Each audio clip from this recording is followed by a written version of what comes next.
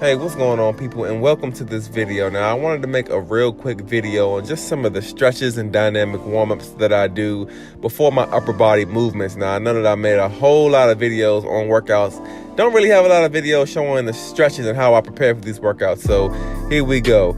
The first thing I always start out with, just to loosen up my shoulders and my rotator cuffs, are these arm circles. Now, I do about 30 going forward and 30 going backward.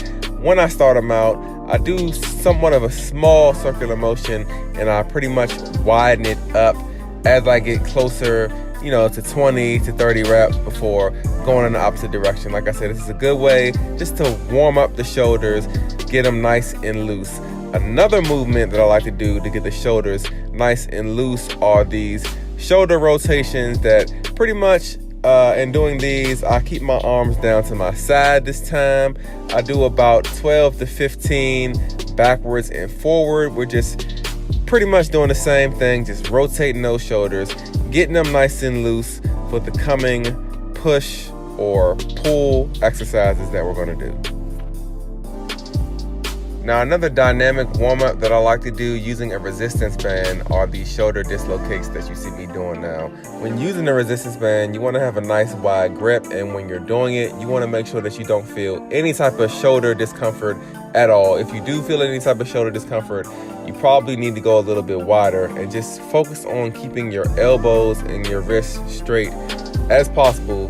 Now, another dynamic warm-up I like to do using that same light resistance band are band pull-aparts. Now, when doing these, you want to make sure that you're keeping your wrist as straight as possible during the entire movement. When you get to the back of the movement, make sure you're pinching those shoulder blades together in the back. Just remember, pinch and pull throughout the duration of the movement to make sure that you're doing it effectively. Now, the last dynamic warm-up I like to do for the shoulders are internal and external rotations. Now, when doing these rotations, please make sure you don't use a weight heavier than 5 pounds. And while performing the movement, make sure that you keep your forearms straight as you go up and down, and don't force yourself to go past your shoulder mobility, because that is a sure way to get injured. Just when you get to the top of the movement, go right back down, and when you get to the bottom, go right back up, just to finish loosening up those shoulders in preparation for our workout. Now, as far as the stretches that I do, I keep things pretty simple. I always start out with the shoulder stretch, which is pretty much putting one arm across the body, wrapping your other arm behind that arm on the elbow, pushing on the elbow, stretching out that shoulder. I do this for about 10 to 15 seconds each arm. Now, after my shoulder stretch, I get into my tricep stretch. Now, to do a tricep stretch is really easy. All you got to do is put an arm behind your head with your hand in the middle of your back. And what you want to do with your other arm is put it on top of your elbow, push down on your elbow, creating a stretch in the triceps. We're going to also do this for 10 to 15 seconds each arm. Now, this next stretch is definitely one of my favorite stretches for push day. This is going to be the wall chest stretch. Now, what you're going to want to do is put your arm on the wall, have your inside foot forward and your outside foot back. Lean forward.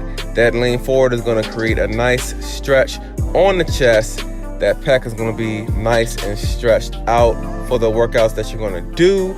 You're going to want to do both sides, 10 to 15 seconds. You might even want to do this for 2 times each side. Like I said, it's a real nice stretch in preparation for benching or any type of overhead press.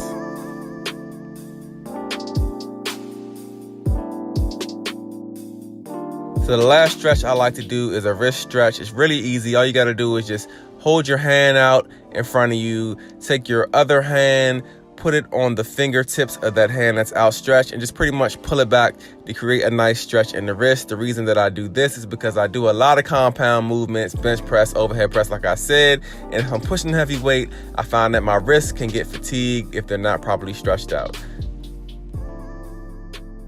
So I really hope you guys enjoyed this video. As always, if you did enjoy the video, make sure to give it a thumbs up, subscribe to my channel, and I'll catch you guys in my next video. Peace out. See you later.